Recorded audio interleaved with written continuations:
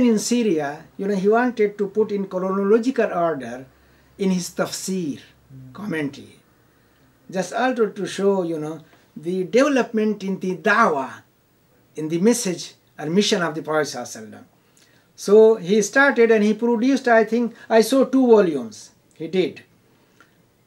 And then he justified his action in his introduction that this is not something wrong. And he brought fatwa from the past, Ibn Taymiyyah was mentioned as well, that this kind of action for the purpose of explaining is all right.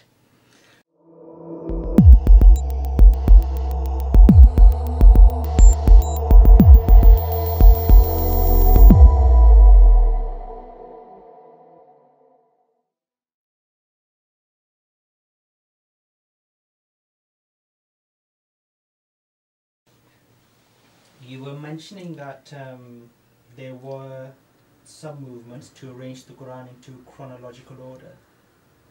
Has there been any recent attempts at that? Yes, I remember one, but not the Quran itself, because the people don't want to disturb this arrangement.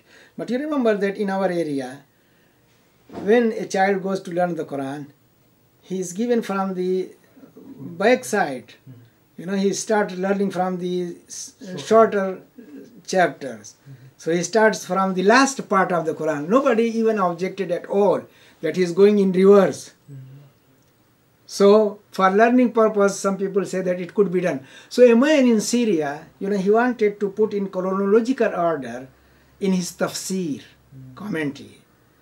Just also to show, the development in the dawah, in the message or mission of the Prophet ﷺ. So he started and he produced, I saw 2 volumes, he did.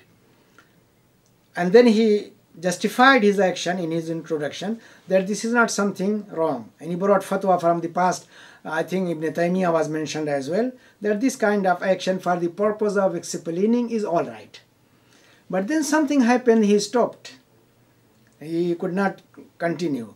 And then another non-Muslim in Lebanon, he tried to compile or compose a Quran in a chronological order or in a different way, different from this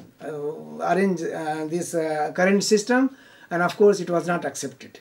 And he had to abandon the things, and it never got any popularity or currency among the people.